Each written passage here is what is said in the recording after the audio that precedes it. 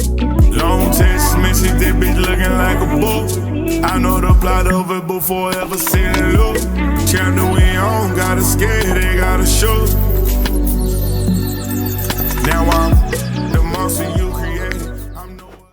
So amazingly, a lot of professional wrestlers have died on our television screens. And if I was going to give a shout out to two companies, it would be TNA. Huh? Bro, it's basically the WWE deaths, like with Paul Heyman and shit like that. I remember they put him in cement. And Lucha Underground, who have most definitely done this the best. And you damn right we're going to talk about them. Given it all is sports entertainment, though, some of them are absolutely stupid too. But never forget the stupid is funny, and funny can be good. But it can also be stupid. Paul Bearer, I'm sorry, Paul Bearer. Also, hello, I am Simon Miller, the bald a-hole. Yeah, I ain't gonna lie, that Paul Bearer me up, bro, because I didn't have obviously I didn't have cable. I didn't have the pay-per-view. But they said Undertaker killed Paul Bearer, and all I remember him was yelling, Undertaker, no! Hey, why you do that to Undertaker? Let's talk about a bunch of people that on television, to wrestling shows. Oh, 21, 2 dimes. Stupid ass. Mafia is a scary entity. Just any Martin Scorsese movie to get an understanding of that. And yet NXT still went, hey, Tony D'Angelo, would you like to start your own mob crew?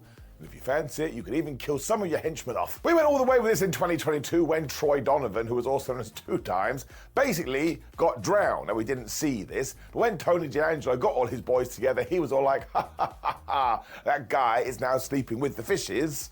And you can go Google that, or you can believe me. That means, yep, somebody took your head and dunked it into the drink, or essentially, you went underwater and you never came back. Today, you may know him as Cole Carter in AEW or Ring of Honor, and that's why it was quite funny. After he had been murdered at NXT, he just popped up on All Elite Wrestling with a brand new name.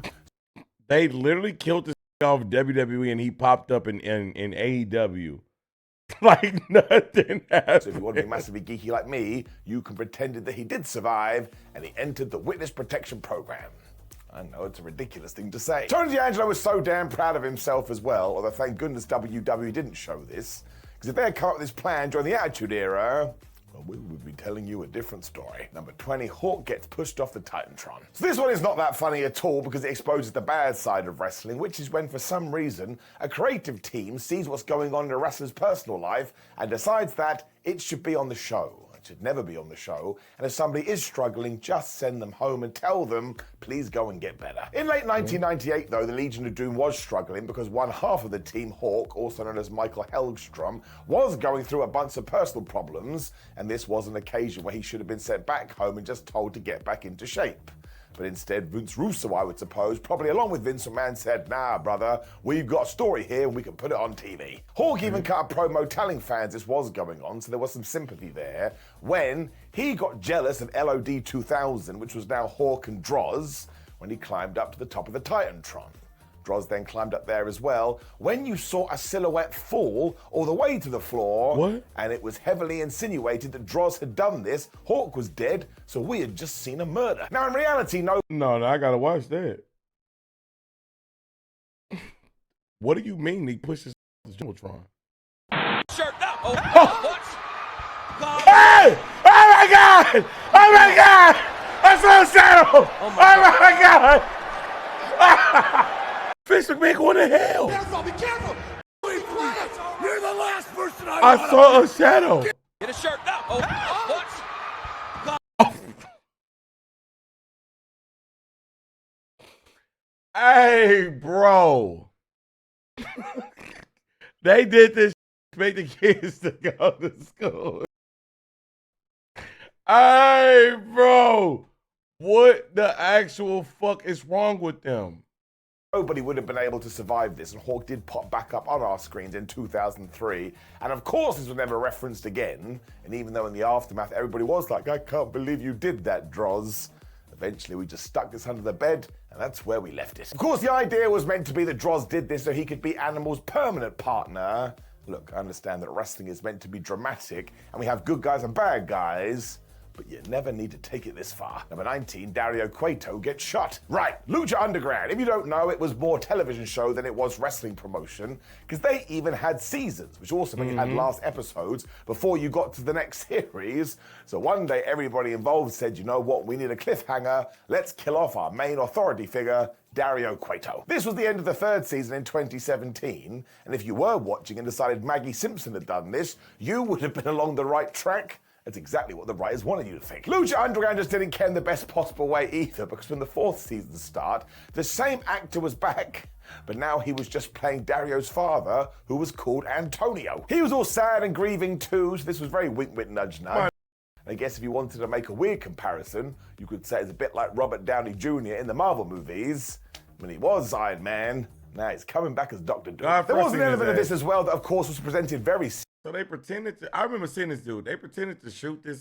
It went out for a season. He came back, and he started to play the father of the person that just got shot, even though he was the person that got shot. Seriously, because the man in charge had been killed, and we can't have that. This is why it's a real shame that Lucha Underground did get cancelled after a while. Remember all that cinematic madness that came into wrestling? Like Two people deserve credit for that. One is obviously broken Matt Hardy, but the other, what the hell are you putting over there? Absolutely Lucha Underground. They did stuff like this all the time. Number 18, Eric Young is gone. So it's only right that we do go from Lucha Underground to TNA. We talked about this in the intro. Another promotion that's like, hey, a wrestler's leaving, let's kill him. Eric Young had also restamped himself back in the TNA scene in 2002 with his group known as Violent by Design. They would walk around and be a little bit spooky-wooky, but they would also absolutely kick your ass. This is when WWE got in touch and said they'd love to give Eric a go over there, and of course Young wanted to give it a try, which is when Cody Deaner, who was a friend of Eric Young, took a knife and he stabbed him. That's right, he was dead. Now, it was made very clear that it wasn't a wound either, and that this man was never going to move again. And fair play to Cody, because he used it in his character. Every show we saw after the fact, he was like, oh, I'm so conflicted. Maybe I shouldn't have murdered somebody on international TV. You make a very good point. Of course, Eric... I ain't know they killed Eric Young off TNA, my nigga. What the fuck is this? Eric Young's run in WWE didn't work out, so he did come back to TNA. When they did the classic wrestling promotion thing, can you believe it? Turned out he was fine after all. The only mistake was that they didn't do the feud. I don't know about you, but if I see somebody stab somebody else and then they arrive back in the same company, well, at the very least what I expect is for them to have a match. Number 17, Taya Valkyrie's fate is sealed in a casket. Back to TNA, because you're damn right, and Taya Valkyrie had decided she was going to leave TNA and go to AEW. So once again, the powers that be were like, well, we could just say she went to another company, or we could kill her. They picked that one. And the first order of business was to ensure that Taya dropped the tag team title, which she did to the Coven. But that's when Kylan King and Taylor Wilde are a bit like, well, you know, we're a bit of a spooky whoopee group too. We are essentially going to send you to the Phantom Zone. Or maybe it was the Shadow Realm, it had some ridiculous name, and of course, because this was 2023, Taya Valkyrie still tweeted out, thanks TNA, really appreciate my time there. Although, to be fair, maybe the special magical place she went to had Wi-Fi. I've never been there, I don't know. None of us have been to the Undead Realm, and if you have, it means you're watching this from there on YouTube. So ipso facto, it must have a connection. I didn't even know TNA had AEW hasn't really worked out that well as of me speaking to you, but she could always return to TNA, and again, she's just trapped in like a separate universe, so maybe Superman could save her. Taya really did have a famous TNA exit though, and it helped the Coven too, because now they could walk around going, hey, you don't want to get on our bad side. RVD died on TNA? Or vanish you, or exile you. I mean, you can pick whatever word you want. Number 16, Conan gets stoned. And now we're back to Lucha Underground. What? It's one of my favorite lists for a while. Now, Conan was brought into the promotion because I he was remember Conan a big on name, there, especially around Mexico, which could be why we killed him off on season 1. Somebody had watched Game of Thrones and got a great idea. So yes, during this meal, Miretes and Katrina found Conan and essentially found a rock or a big stone, rammed it into his head. He stopped moving, so I'm pretty sure he was dead. They literally put him in a coffin too, so we weren't messing around. And this was when K-Dog was the manager of Prince Puma. So now Prince Puma was like, well, I better be worried. I've got a target on my back, and I don't want to die. It was so over No, he ain't do that. the top and melodramatic too, which actually was high too. Intentional. This was always the vibe that Lucha Underground was going for, which is why I never understood when people criticize it for doing it. It's what they wanted to do. During the second season, Katrina and her minions admitted, yes, we were behind all this. If you actually do some research on the internet, maybe we killed off Conan because he had fallen out behind the scenes with other people because they wanted to take the direction in different companies. They put that nigga in a I casket. never know for sure. I am just giving you the 411. But in terms of watching it on television, that man was gone. Number 15, Mickie James is pushed in front of a train. So as wrestling deaths go, this one is pretty famous because in 2015 it went everywhere and it properly shocked the audience. Because the way this was shot was a little bit flubbed up. It was the June 3rd Impact though, where we saw Mickie James and James Storm on a train station. We were watching this through like security cam footage. When yes, James Storm pushed Mickie James in front of a train and the living legend was assumed deceased. Once again, we saw all this through grainy footage, which really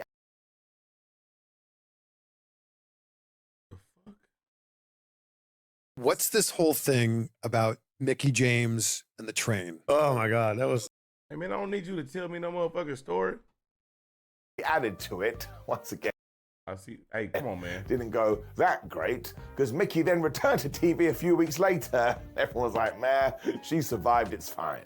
I don't think anybody would have been able to survive this. They went with a concussion angle too, and hilariously, Mickie James barely sold this. And James Storm told a great story on the Chris Van Vliet show. When the cops turned up to his house, he was like, you gotta be kidding me, when it turned out it was a prank by his brother. I like that a lot because again, if you have no reference to professional wrestling, and you did see this, well, it does look like somebody caught a murder on camera. Number 14, Killer Cross gets bitten. We all kind of forget this now, but before Killer Cross became Karrion Kross and moved to NXT, he was indeed hanging out playing Nintendo in TNA in 2019.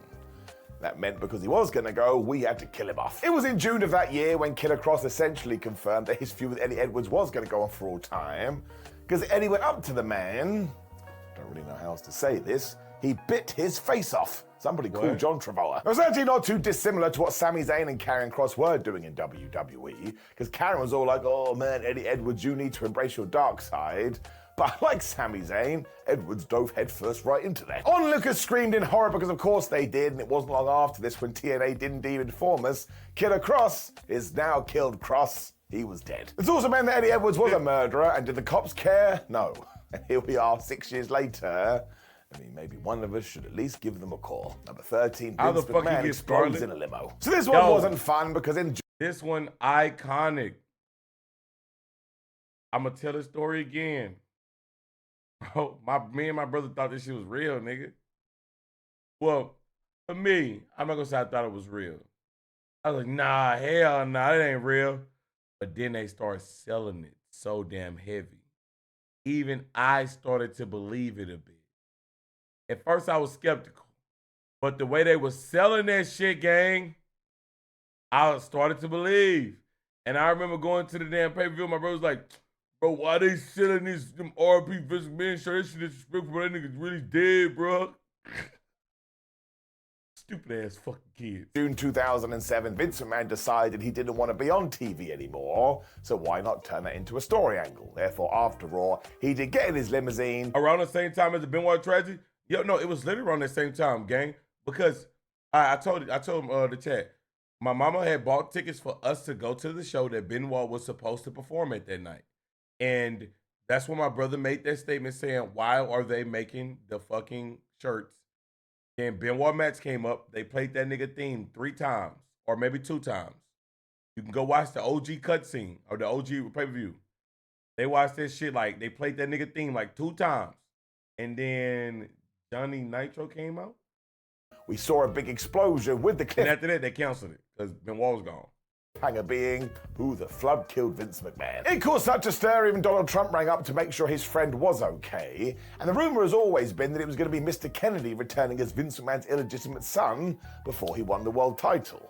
When all of this was scrapped in but a few days, because listen to the date I did. Did Vince have in your city? What city was this? Also when the Chris Benoit murder-suicide tragedy happened.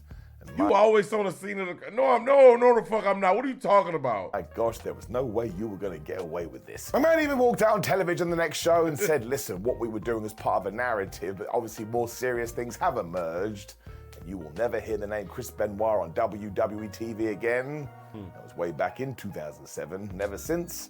Well, I don't think we have. It's probably the right call. This was the darkest day. The right call, for sure. Number 12, Vibora is decapitated. So we go back to Lucha Underground, which is always fun, and It ain't no way in hell we can talk about that but not play the scene. Get in the limo, it's safe. How the fuck did they do this? I thought they nigga was dead,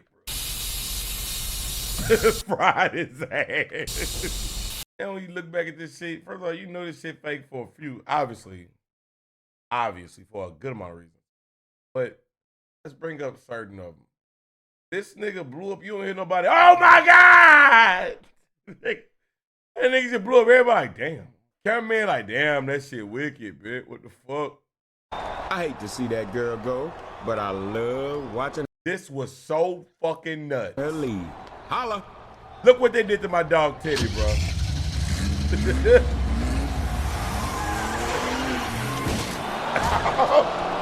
Hey, they ran that nigga Teddy over. Hey, bro. Dog, they ran Teddy the fuck over, bro. Yes, Vibora was Luchasaurus before he came Luchasaurus. Although the mannerisms and the sheer terror, well, they were very similar. Tori Valkyria, though, who we've already talked about, actually became murderer on this show because she straight up cut this dude's head off. Again, no police. It's the 1st of August 2018 episode, should you care. I know you want to see it. This also came shortly after Vibora had defeated Johnny Mundo, who of course was Tori Valkyrie's main squeeze. What a way to get revenge. I don't appreciate the fact you defeated my man in a wrestling match. So now I gotta chop your head off. But she quite literally got a sword and oomph. She did, I don't know, separate these two bits. And the best part is we didn't see Luchasaurus again until he was in AEW. So in terms of the law of Lucha Underground, that man got murdered. It also kind of totally justifies why he did go heel for a little bit. When he was teaming with Christian, his back was against the wall and he probably thought to himself, listen, it's great that I was able to regenerate my skull, so let's not go through that again. I'm not an idiot, it wasn't fun. Number 11, Gene Snitsky does the unthinkable. So I feel like I should say skip forward this one if you do have any personal tragedy in your own life. That's why wrestling should... Yeah, they was bugging out with the Snitsky shit. I don't recall exactly what it was, but I remember they did some crazy shit with him. Never touch this stuff. You watch it to be distracted, not being reminded. I don't remember exactly what it was. It was 2004 though when WWE decided to book Lita in a pregnancy angle when, yes, husband Kane was pushed into her, courtesy of Gene Snitsky, and we made out that Lita had taken such a fall that she suffered a miscarriage. Go back to what I just said. This ain't wrestling, man. It's totally crass. It somehow got worse as well, because WWE then tried to portray Kane as the babyface, even though Kane essentially, according to the story, had forcibly got Lita pregnant. What? Yeah. He would also wind up Matt Hardy, who was Lita's boyfriend at the time. Honestly, if you're looking for the worst kind of wrestling, you should go watch this. My big question was always, who was this for? Who was tuning in to see stuff like this? And why would you want that audience to begin with? And it's not like it took Gene Snitsky anywhere. Wait a minute, he punted that baby? He was walking around telling us how much he liked other people's feet. That's what I've got to say about it. Let's move on. Number 10, Paul Bearer. Wait a minute. Snitsky didn't punt that baby. Gene Snitsky punts a baby is the name of this YouTube video. This nigga did. Oh my God.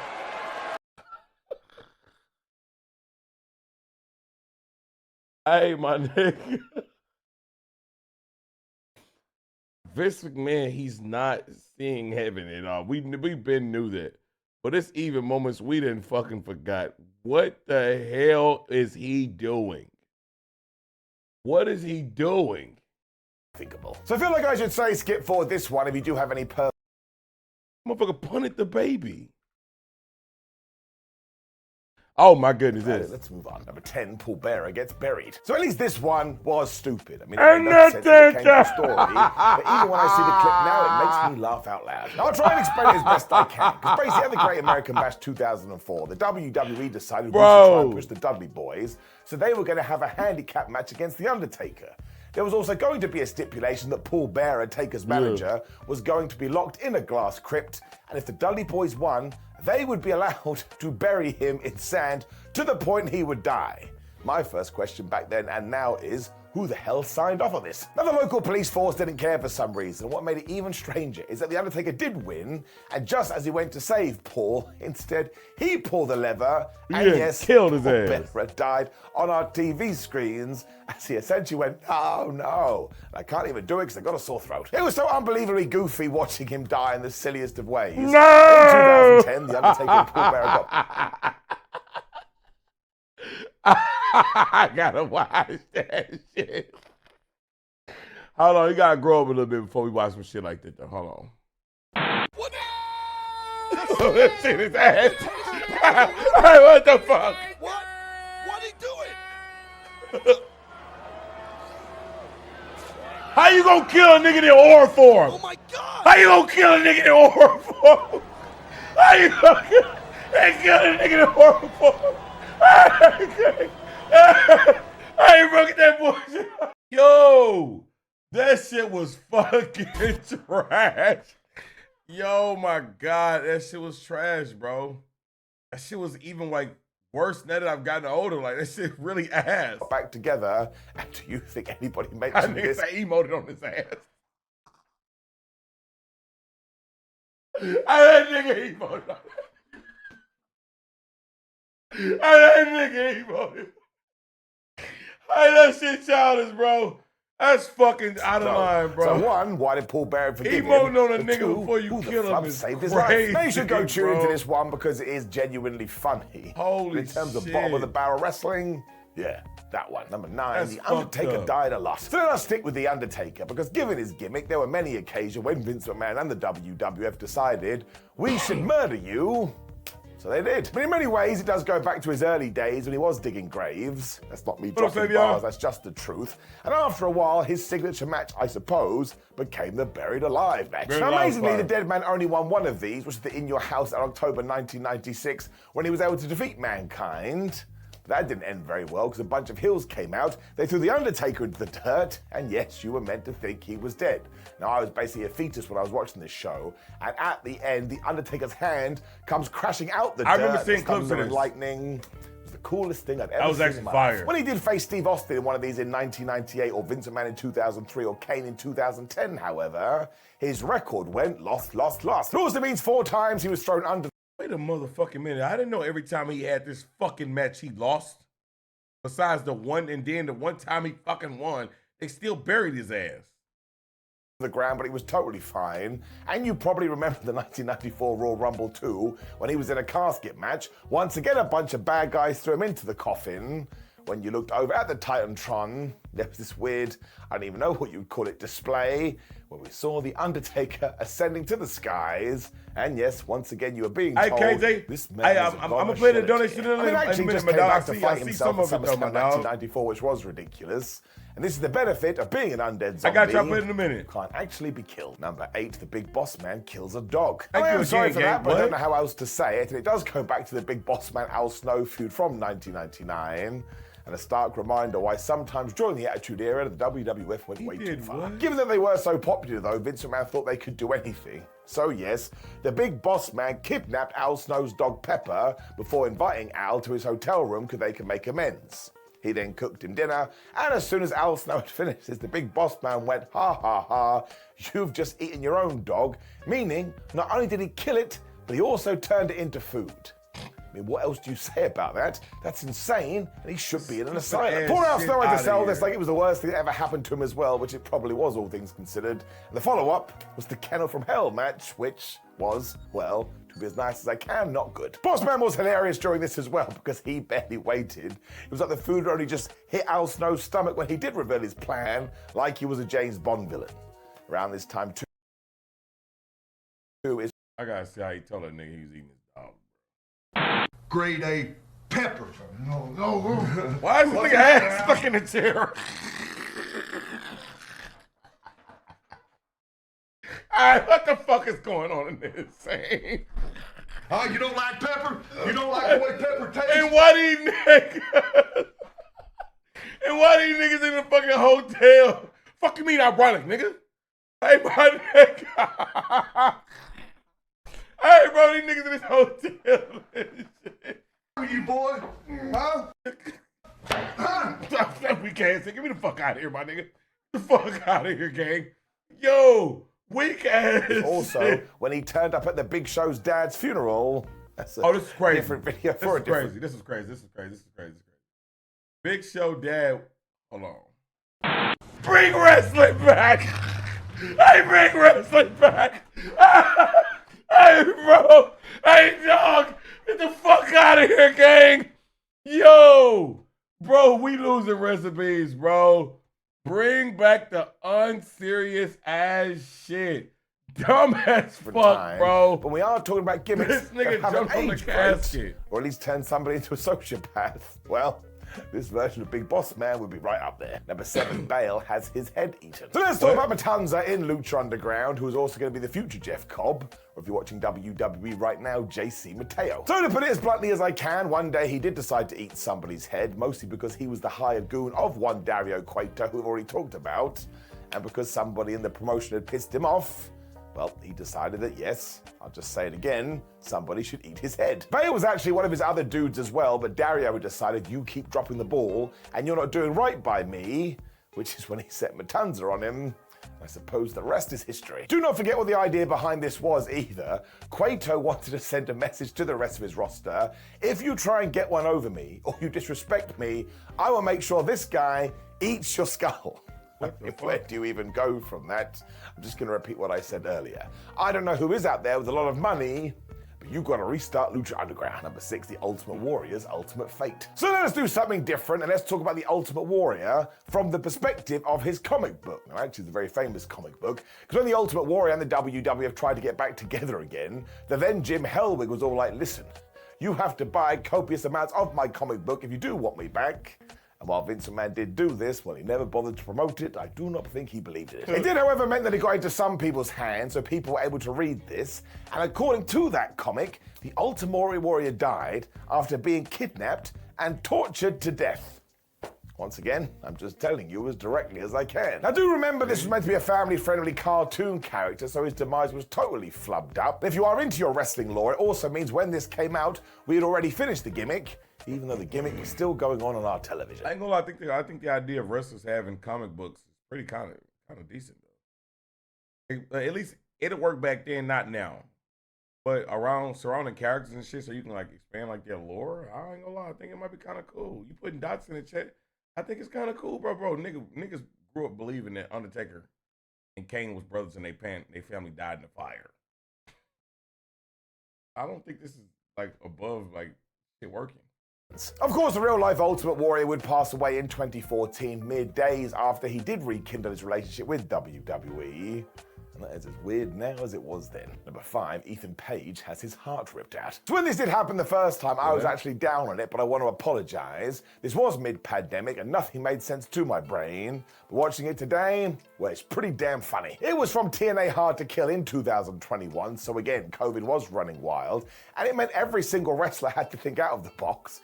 When Ethan Page, who was leaving the promotion, introduced his alter ego Karate Man, who, much like Kano from Mortal Kombat, ripped Ethan Page's heart out, and we watched him die. Now, it really was silly, and bless Ethan Page for making this work, although after the fact, he always said he wasn't happy with this at all because TNA just made it way harder than it needed to be. And I'm sure there is some truth in that, but if you just want to sit down and see something that's utterly ludicrous, well, I highly recommend it. I mean, it's just This shit look like it's gonna be ass as hell. brilliantly done. For me, the best way to sum it up is that it was a Cody Rhodes Stardust situation. On paper, these things don't sound very good.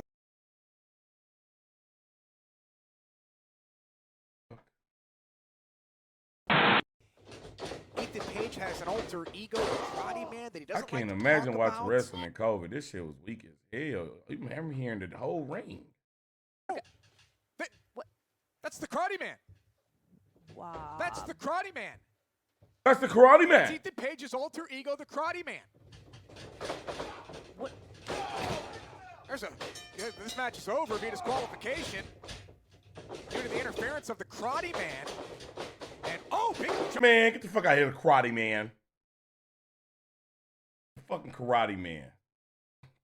Fuck out of here, man. Garbage. Let me just Google it though. All I see is gifs of it. Oh, this shit was terrible. What the why the fuck do I see a line with a fade?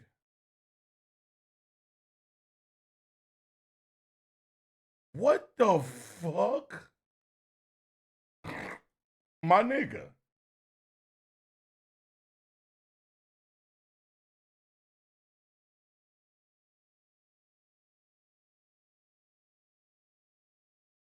Man, I don't want to watch this shit. Stupid ass shit. Let's keep it going.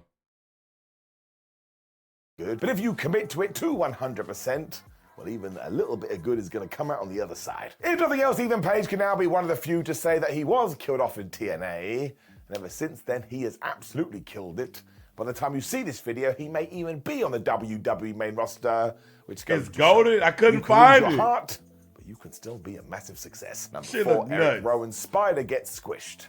And no, that's What? not a euphemism. It also never said that we were just going to focus on humans, so we do go back to 2019, widely regarded as one of the worst years in WWE creative history, because Eric Rowan started to walk around with a cage. Nah, I've never but seen there was a that blanket coming. over said cage, so the The question hell every is week that? was, well, what's in the flipping cage? As it turned out, it was a mechanical spider. Now, I think it was meant to be a real spider, but of course WWE wouldn't be allowed to do that. But they never clarified either. As far as I'm concerned, it may have been a robot. 1 week after the big reveal too, Drew McIntyre just squished this thing, simply because he was pissed off. And you know what the payoff to that was? Drew McIntyre winning the Royal Rumble and becoming the WWE Champion. Well, Eric Rowan basically forgot about it. Still though, if we are keeping things simple, Drew McIntyre did murder a spider live on TV. Although he didn't use his sword, he used his Simba the Steel Steps. Like, if we are gonna keep the gimmick and kayfabe alive, we probably should have just stabbed it. I don't know what I'm doing. Number 3. He killed a spider. No, he's not. He's not. No!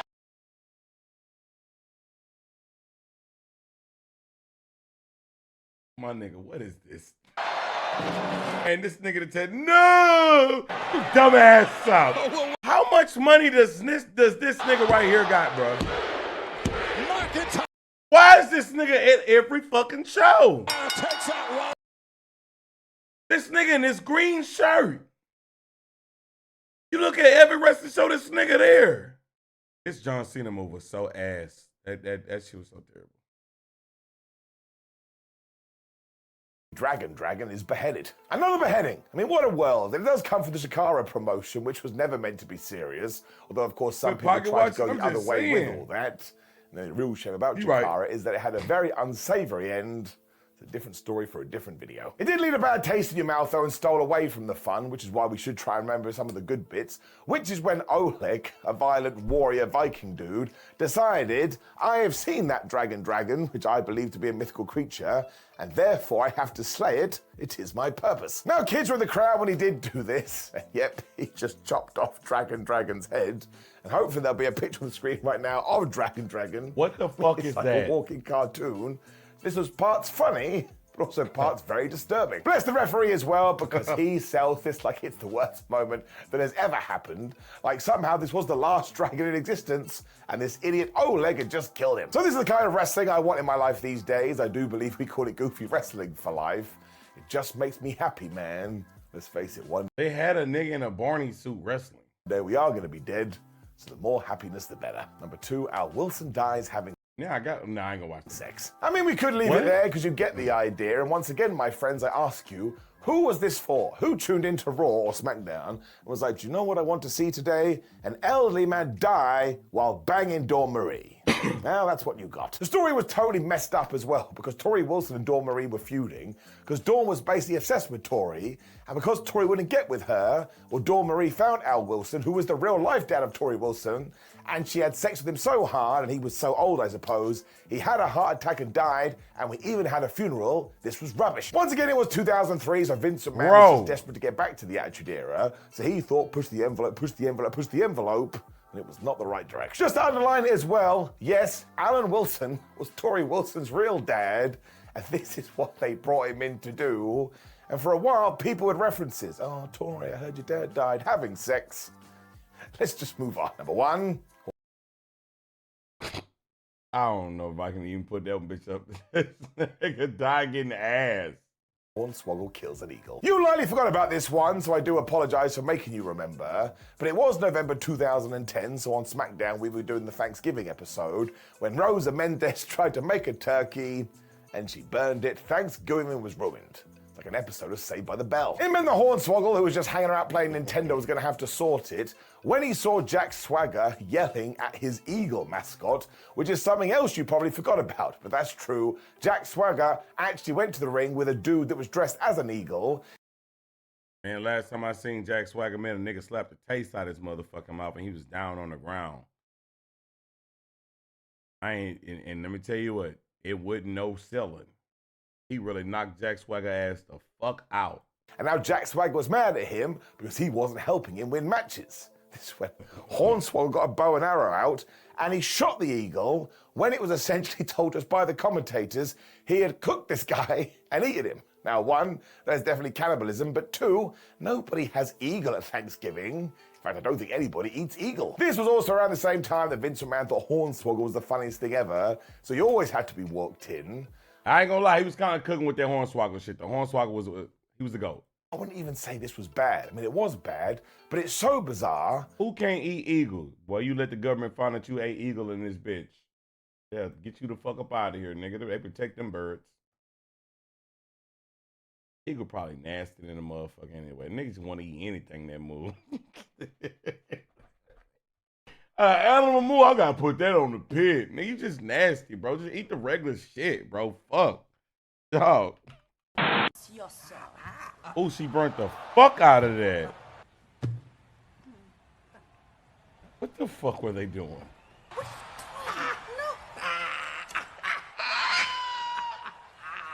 Little HBK. That was fucking ass. Boo Boo TV. Hey nigga, happy Thanksgiving, everybody. Fuck was that? Oh no, I was gonna watch the video later. Boom. You'll just be doing this with your face for months. I mean, what was the point? Poor Rosa Mendes. Cool video. She must have been scarred for life. Now, lots of people have been killed off in wrestling, so make sure you drop more names. Cool video, man. I'm trying to see. Is there any deaths from wrestling that I'm surprised that it did not show? She got the nerve to be small. One was up for me for the glow. I dropped in my knees when I open my phone. And look at my money amount. My pocket's so loaded, my shit is so bloated. I'm paid like I run a route. Told her fix a little move right now. Do 100 so she wouldn't bout. I go Muhammad Ali in the Vietnam traffic. Little bitch, I bobbing that weed.